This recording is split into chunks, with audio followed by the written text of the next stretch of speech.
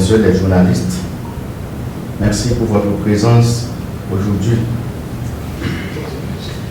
Je profite de cette conférence de presse pour saluer la mémoire de notre grand poète et écrivain Anthony Phelps, qui est mort hier au Canada.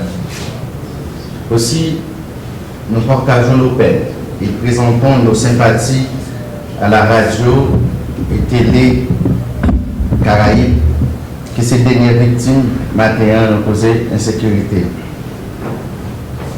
Le Conseil national de symposium sur la gouvernance, CNSG, vous invite ce matin à une réflexion lucide et sans détour sur des sujets brûlants qui consomment le quotidien du peuple haïtien. C'est cette question de référendum proposée par le Conseil présidentiel de transition et aussi l'insécurité grandissante tant dans le département de l'Ouest que dans l'Artibonite. Mesdames et messieurs, je dis, c'est pas nous-mêmes dans CNSG qui est capable de présenter non seulement faits. Les faits sont là et les faits sont visibles. Dans la zone métropolitaine, c'est seulement Pétionville que nous sommes capables de cacher la date. C'est celle Pétionville qui peut totalement sous contrôle groupe armé. C'est pour dire chaque jour, chaque citoyen qui est Pétionville, c'est un soldat qui a cédé le territoire. Et c'est comme ça qu'il subsiste. C'est pour dire, mesdames et messieurs, la peur s'installe en Haïti. La peur s'installe à la dimension de l'injustice qui est installée en Haïti depuis des années. Aujourd'hui, l'effort que les dirigeants font, c'est un effort pour réaliser un référendum. Nous, dans le Conseil national de symposium sur la gouvernance, nous avons une position claire et nous disons que le référendum, ou ce référendum, c'est une menace pour la démocratie. Le référendum est une menace parce que tout simplement la Constitution de 1987 qu'on souhaite modifier dans son article 284-3 interdit formellement tout référendum visant à modifier la Constitution. Et c'est la règle. Le CNSG s'oppose au référendum. Et pourquoi? C'est parce que justement, ce référendum n'est pas seulement une diversion politique, mais il représente un danger réel pour la stabilité du pays.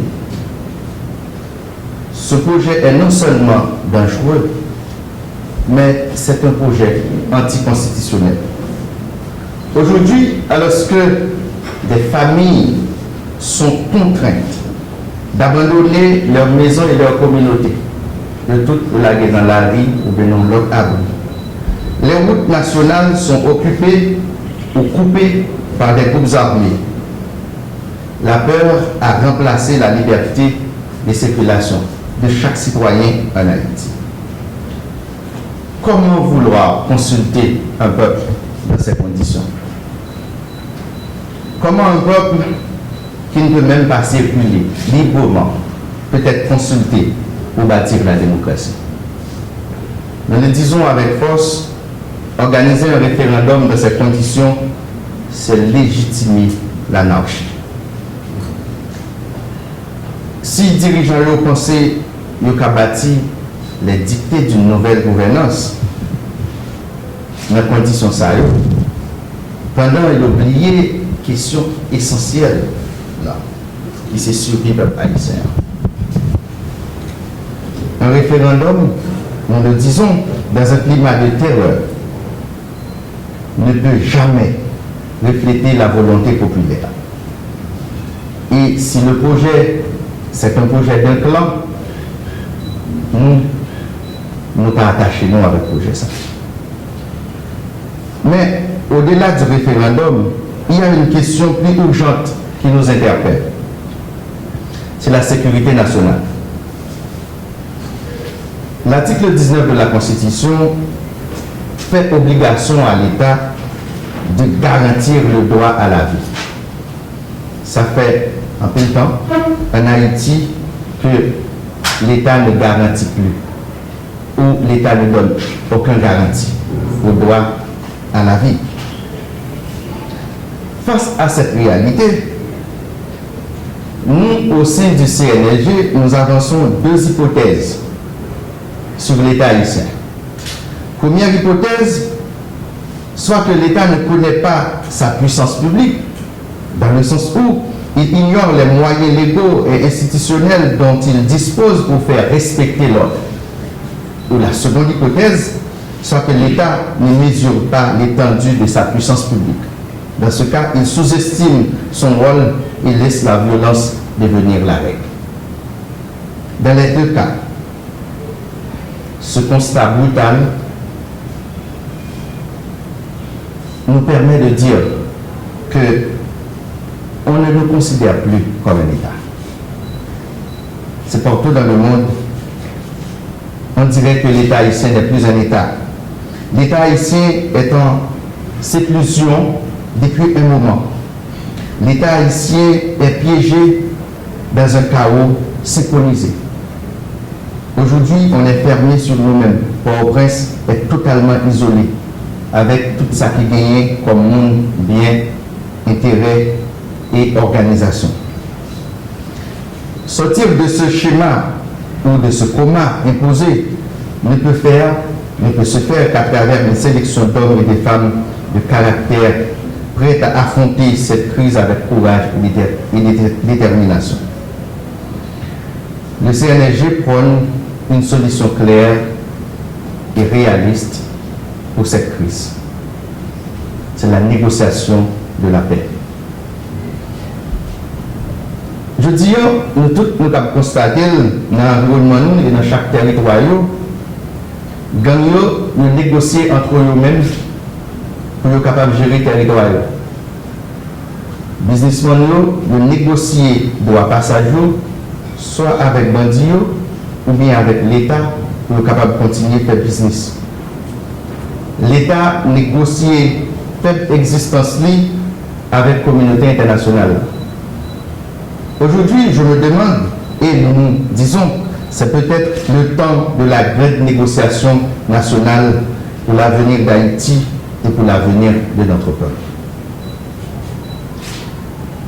Une négociation entre l'État et les puissances étrangères, une négociation entre l'État et les secteurs privés, une négociation entre l'État et la classe défavorisée peut nous emmener à une sécurité pour tous. Je le dis depuis tantôt des années, la paix ne peut être imposée uniquement par les armes. La paix se négocie, la paix se construit. Aujourd'hui, nous pouvons dire, il ne peut pas avoir de référendum sans sécurité, comme l'a aussi bien dit le Premier ministre. Mais aussi, il ne peut pas avoir de démocratie sans justice. Enfin, il ne peut jamais avoir de stabilité sans le dialogue entre les différentes couches de la nation. Notre combat aujourd'hui, c'est la paix et la sécurité pour chaque Haïtien. Et de ce fait, au temps de la mondialisation, nous lançons un appel au monde entier, un appel à la recherche scientifique. Au nom de la vérité et de la recherche scientifique, le CNLG lance un appel mondial aux chercheurs. Il est temps de déterminer et de relever au monde les causes profondes des malheurs haïtiens. Nous devons comprendre que les mécanismes de cette tragédie nationale, politique, économique, sociaux et historique, afin de pouvoir répondre avec lucidité et efficacité. Il ne peut pas avoir aujourd'hui de référendum ou d'élection sans la sécurité. Merci. Ça fait un petit temps que nous gagnons une société qui est en péril, qui est abandonnée avec lui-même. situation ça que nous traduit de mauvaise gouvernance depuis toujours. Il fait un peu l'acteur sentir ces nécessités pour changer leur meilleur pays. Donc, constitution. En constitution, toujours bien fait à chaque temps, société à la grandi. Et pour ajuster la constitution, la constitution va demander chaque temps pour changer, mais on va faire des amendements, on va faire des arrangements là-dedans. Pour la constitution haïtienne, il n'y a pas une constitution qui ferme, mais c'est lui-même qui dit mais comment vous faire amendement là-dedans. Il n'est pas fermé sous absence de possibilité pour le faire amendement. Mais la génération de gouvernance qui était dans la constitution en 1987, nous fait 39 années sans le pas jamais essayer d'appliquer la constitution. Et c'est cette même génération aujourd'hui au pouvoir qui estime qu'il fait erreur, qui estime que la constitution n'est pas bon pour le changer. Mais en constitution, les changer, c'est les changer le régime. Si on change la constitution sans pas changer le régime, ça veut dire qu'on renouveler le régime. La classe politique haïtienne, c'est une classe politique qui a fait son chemin et c'est une classe politique qui dépasse. Si c'est les classes politiques qui dépassent et qui changent la constitution, c'est peut-être qu'il a renouvelé. Parce que cette classe politique, c'est une classe politique qu'on doit changer. Donc, la constitution, il a demandé des changements. Je pense que c'est une autre génération d'hommes qui peut faire changement. Et cette génération d'hommes, il fait pour faire changement à bon escient. Il faut qu'il fait pour prendre mesure pour les sanctionner. Génération qui était menée dans le chaos, je dis. Donc, nous pas dans le référendum parce que justement, il est constitutionnel. Et nous pas dans le référendum parce que les gens qui acteurs crise chronique qui mènent nous là, pas passer le monde qui vient avec la solution. Maintenant, quand on parle du temps de négociation, la négociation est scientifique et la négociation c'est un élément de la gouvernance. Nulle part sur terre, nous ne pouvons pas résoudre vos problèmes sans négociation. Et je dirais, si on veut négocier, avec qui on doit négocier et qui doit négocier? Nous ne pouvons pas négocier si on paie avec tel ou toujours négocier avec un adversaire. Aujourd'hui, quels sont les adversaires? Et c'est ce problème que nous n'avons pas jamais pris le temps pour nous identifier l'adversaire. Justement, M. Pierre Xamieux, c'est adversaire. Mais justement, M. Pierre Xamieux, il revendiquait qu'il y a des gens qui sont dans la tête. Et les gens qui sont dans la tête, nous réclamons que c'est les gens qui propres. Ils sont dans le secteur privé des affaires. Ils sont dans la politique. Ils sont dans la communauté internationale.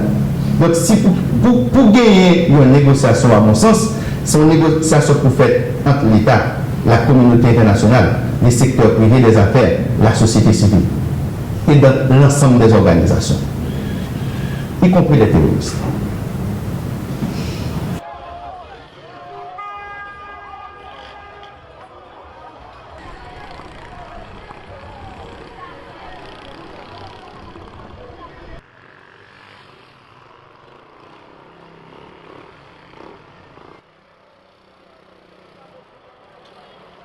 Office protection. Pas rater un rien dans un ambia. Parce